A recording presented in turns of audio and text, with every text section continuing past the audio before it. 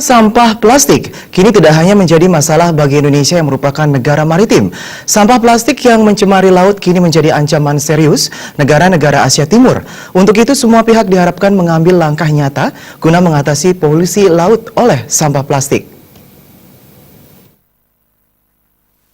Dalam pembukaan konferensi East Asia Summit untuk penanganan sampah plastik di Laut Legian, Dirjen Kerjasama ASEAN Kementerian Luar Negeri Republik Indonesia, Jose Tavares mengatakan, memerangi sampah plastik laut, Indonesia dan Selandia baru menggelar konferensi East Asia Summit yang dihadiri lebih dari 85 peserta perwakilan negara-negara East Asia Summit EAS, baik dari pemerintah, swasta, akademisi, LSM maupun perwakilan sekretariat ASEAN. Jose Tavares juga mengatakan, setiap tahunnya 12,7 juta metrik ton sampah plastik dibuang ke laut. Sampah plastik ini tidak hanya mencemari lautan, tetapi juga membahayakan kelangsungan makhluk hidup. Ekonomi juga dirugikan karena pendapatan negara dari sektor kelautan menurun. Sekitar 80% sampah plastik laut berasal dari daratan yang disebabkan oleh pengelolaan sampah yang kurang efektif dan perilaku buruk masyarakat di pesisir dalam menangani sampah plastik. Kalau berdasarkan studi saintifik itu dikatakan bahwa mencapai 12,7 juta ton per tahun yang kita buang sampah masuk ke laut. Dan Indonesia adalah itu seluruh dunia, tapi kita termasuk yang kedua terbesar di dunia yang membuang sampah, mencemari laut kita dengan plastik.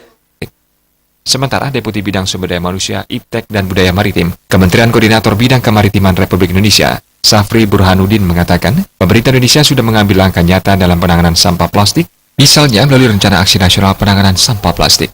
Aksi nasional ini berkaitan dengan komitmen Indonesia untuk mengurangi 70% kontribusi Indonesia terhadap sampah plastik di laut sebelum 2025. Presiden sudah buat komitmen internasional bahwa kita akan mengurangi sampah plastik 70% sebelum 2025. Tentu harus ada langkah-langkahnya. Nah, makanya untuk kerjasama regional kita minta di depan Kemenlu.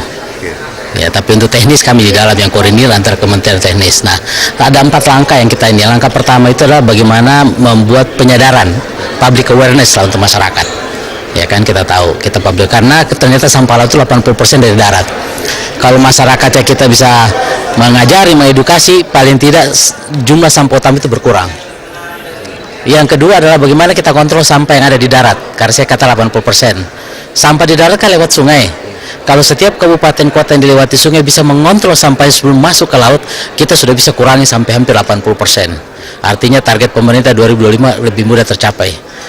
Yang ketiga adalah mengurangi sampah yang ada di laut, terutama dari kapal-kapal. Dalam konferensi East Asia Summit, delegasi Indonesia menyampaikan beberapa langkah yang telah diambil Indonesia untuk memerangi sampah plastik di laut. Di antaranya, penerbitan Perpres nomor 16 tahun 2017 tentang kebijakan kelautan Indonesia, National Plan of Action on Marine Plastic Debris 2017-2025, kampanye Combating Marine Plastic Debris, serta Reduction Plastic Bag Production and Use. Agus Cahaya, Bali TV.